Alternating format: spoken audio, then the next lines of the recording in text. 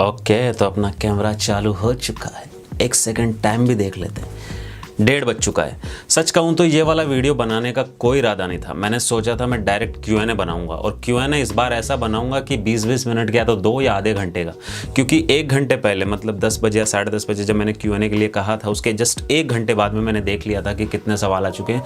मैंने सारे सवाल देखे, बहुत ही इंटरेस्टिंग, भाई साहब मज़ेदार सवाल पूछे। मैं Q&A इसलिए भी नहीं बनाता था, एक तो ये मेरी चेयर बहुत आवाज़ करती है यार, पता ही नहीं इसके क्या हो गया है। दूसरी वाली तो मैंने इधर रख रखी है। हाँ, तो मैंने Q&A इसलिए नहीं बनाता था यार, बिकॉज मुझे सेम सवाल पूछते थे यार, तो मतलब मज़ा नहीं आता था। तो मैं सोच रहा हूँ कि इस बार सवाल जो तुमने पूछे मज़ा आएगा, क्योंकि मुझसे किसी ने पूछा कि भाई ग्रो कैसे करें, फेमस कैसे हो। मुझे पता चलने दे डूड, सच बता रहा हूँ, मुझे पता चलने दे, मैं तेरे को ज़रूर बताऊँगा। तो मेरे पास काफ़ी सारे मैसेज आते हैं। 12, 13, 14, 15 साल के लड़के होते हैं कि भाई हमें शायर बनना है। मेरे बाल ठीक आ रहे हैं ना? हमें शायर बनना है। और मेरा सबसे पहले सवाल ये रहता है कि क्यों बनना है?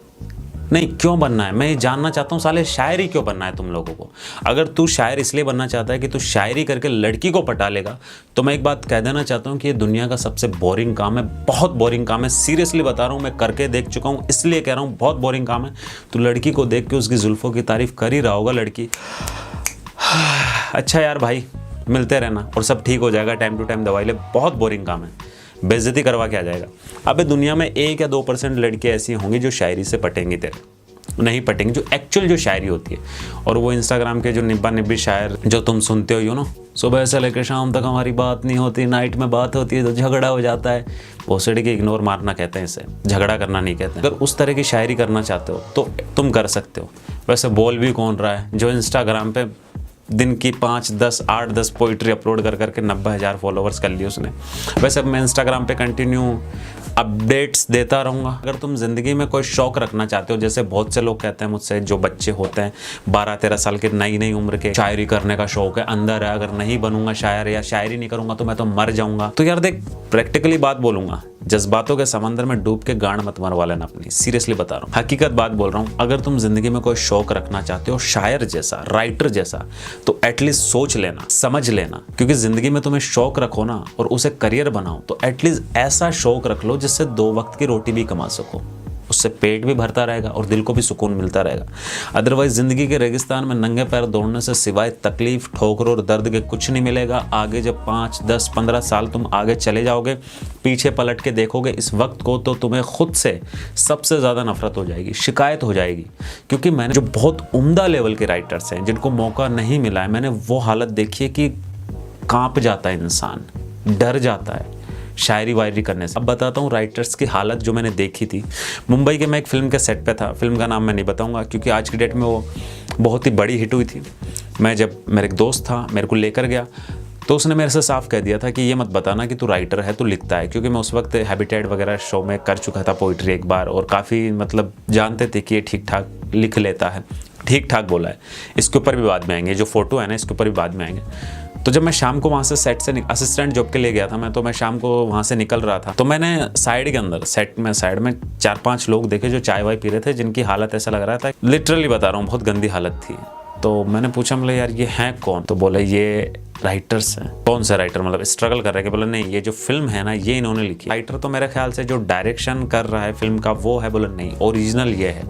तो ओरिजिनल वो हैं, और बहुत सारी ज़्यादातर तादाद के अंदर बॉलीवुड के अंदर जो फिल्में आती हैं उनके राइटर्स कोई और ही रहते हैं, वो तो खरीद लेते हैं। चारों की चप्पलें घिस जाती हैं, भूखे मरते हैं, पहले की हालत से तो और भी ज़्यादा गंदी। और आज की डेट में जो सक्सेसफुल हो चुके उनके तुम इंटरव्यू देखो, कटाक्ष से भरपूर होंगे। वो कहते हैं इज्जत नहीं मिलती भैंचोद हमें, हमारे साथ भैंचोद इतना गंदा भेदभाव होता है, हमें चूतिया समझते हैं ये लोग। और इंस्टाग्राम पे तो मतलब मैंने एक बार पोस्ट शेयर कर ली थी एक सिगरेट वाली, जिसमें काफ़ी लोग ऑफेंड हो गए, मेरे खुद के चाहने वाले। तो उसके लिए सॉरी, इसके लिए कि मैंने इनडायरेक्टली वे के अंदर तुम्हारा दिल दुखाया कहीं ना कहीं।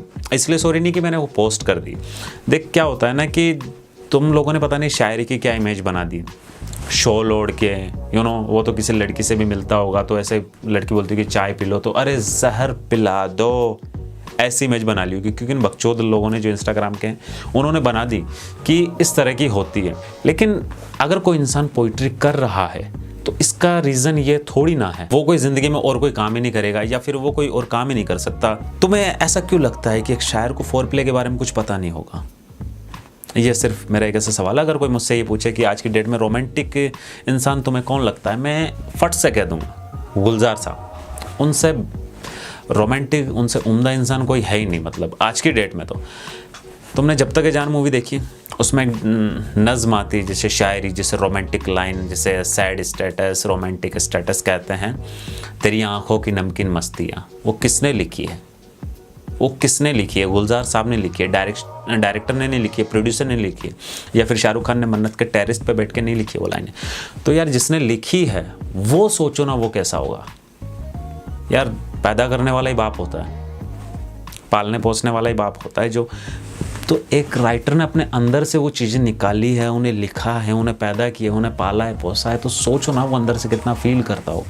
बस ये है कि उसका तरीका थोड़ा अलग होता है, बट वो सबसे उम्दा होता है। मैंने बहुत पहले भी बोला था कि एक शायर जो उसके जो एक बोलने का अंदाज रहता है, जो कह लूँ थोड़ा बहुत फेंकने का भी अंदाज रहता है, वो बहुत कमाल का रहता है। मैंने एक फिल्म देखी थी आंधी, उसकी एक लाइन आती है उसकी गाने की, तो बहुत ही कमाल की लगती है कि तुम जो कह दो तो आज की रात ये चांद डूबेगा नहीं डूबेगा, बस तुम कह दो कि नहीं डूबेगा चांद। तो ये बहुत ही मतलब बहुत प्यारी चीज़ है। अब आते हैं हम इस फोटो पे। तो इस फोटो को तुम गौर से देखो, एक बार गौर से देखो। मुंबई के अंदर खार वेस्ट है, यहाँ पे तुम लोगों ने बहुत सारी चीज़ें देखी होंगी, कॉमेडी वीडियो देखे होंगे, पोइट्री वीडियो देखे होंगे। क्या दिख रहा है तुम्हें इस, क्या बताओ मेरे को क्या दिख रहा है? मुझे दिख रहा है कि मैं एक माइक के पास खड़ा हूँ, कुछ बोल रहा हूँ, और जो बाकी के लोग हैं वो फ़ोन में लगे पड़े हैं, वो मुझे नहीं देख रहे हैं, ना मेरी पोइट्री सुनने में कोई इंटरेस्टेड है। यहाँ की हकीकत मैं तुम्हें बता देता हूँ। यहाँ पे शायद 20 लोग या 40 लोग आते हैं, दोनों में से कंफ्यूज हो रहा हूँ मैं, 20 है 40 है, क्योंकि मैं बहुत पहले गया था, बहुत पहले गया था। 100 रुपये का टोकन लगता है। यहाँ पे तुम शुरुआत में जाओगे, तुम्हें बिठा दिया जाएगा। यहाँ पे बहुत सारे लोग पोइट्री करने आते हैं। उसके बाद में 2 आंटियाँ आती हैं जिनकी एज 35 से 40 साल रहती है, लेकिन वो अपना स्लैंग, अपनी कॉमेडी करती है वो 1.5-2 घंटे। उनके हिसाब से वो कॉमेडी करती है, लेकिन तुम्हारे हिसाब से वो काले पानी की सज़ा है, बिकॉज कहीं पे भी किसी जोक पे कहीं हंसी नहीं आई। मुझे पूरे 1-1.5 घंटे में इतना भयंकर पकाऊं। उसके बाद में वो चली जाएंगी। उसके बाद में जो मेरा नंबर था, आई थिंक लाइन में लगा देते हैं पहले तो, जो मेरे को बहुत ही ज़्यादा तुच्छ काम लगता है जो लाइन में उनमें इनमें लगना। लाइन में लग गए, 10वें-12वें पे मेरा नंबर था। उसके बाद में उसने सबसे लास्ट में मेरा नंबर कर दिया, बिकॉज वहाँ पे कुछ वो जो टट्टे चाटने वाले आते हैं, फिर उनके जो वो रहते हैं वो सो कोल्ड शायर, वो एक गर्लफ्रेंड रहती है, ये चेयर हैंड चो सॉरी गाली नहीं, तो एक जो लड़की, एक लौंडा है जो शायरी बोलने आ रहा है, वो 2 लड़कियों को लेके आ रहा है। एक उधर उसकी गर्लफ्रेंड है और दूसरी तरफ उसकी बेस्ट फ्रेंड है, नहीं लड़के की नहीं लड़की की। तो जब वो पोइट्री बोलने जाएगा, कहने जाएगा, जो वो 4, 10, 15, 20 लाइनें लिख के लेके आया अपने फ़ोन के अंदर, जो भी भोसड़ी के कोई याद नहीं है उसको, तो वो बोलने जाएगा। तो उसकी गर्लफ्रेंड होती है, वो कैमरे से उसका सारा का सारा रिकॉर्ड करेगी। उसकी बेस्ट फ्रेंड आती है, वो 100 रुपये के अंदर टोकन देते हैं, उसमें तुम या तो पानी की बोतल पी सकते हो या कोल्ड ड्रिंक पी सकते हो। वो कोल्ड ड्रिंक पिएगी, ये वो बजाएगी, फिर वो भोसड़ी के 5 मिनट या 4 मिनट जितना लगेगा, फिर वो आ जाएगा। बाकी ऑडियंस में से हम भी, हाँ भाई ठीक है। मेरा बहुत भयंकर सर फटने लग गया। मेरा नंबर आया था तकरीबन 11:30 बजे, बहन चौथ 5 बजे का गया हुआ, 11:30 बजे नंबर, दिमाग के सीमा चौथ दिया। मैं अपनी लाइनें भूल गया। वहाँ गया, मैं बोल रहा हूँ मैं पहली बार आऊँ, भूखा हूँ मैं तालियों का, बिकॉज मैंने बहुत देर से यही किया है, यहाँ पे बैठ के तारीफ़ें सुनिए तो बजाओ। उसके बाद मैं गया था तो तकरीबन 100, 150, 200, 100 के समथिंग लोग थे। मेरा नंबर आया तो साले 10 या 12 रह गए थे। अंदर का कॉन्फिडेंस मर जाता है बहनचोद, कुछ बोलने का दिल नहीं करता। इतनी लंबी चौड़ी पोइट्री याद थी, बीच में क्या आ गया, क्यों बोल रहा हूँ, बीच में भूल गया। फिर वो नंबर ठीक है, फिर मैंने कही लास्ट में, शायद मैंने इंस्टा पे पोस्ट भी की थी। तो उसके बाद मैं कसम खा ली कि कभी नहीं जाना है, कभी नहीं जाना है, और मैं कभी नहीं गया।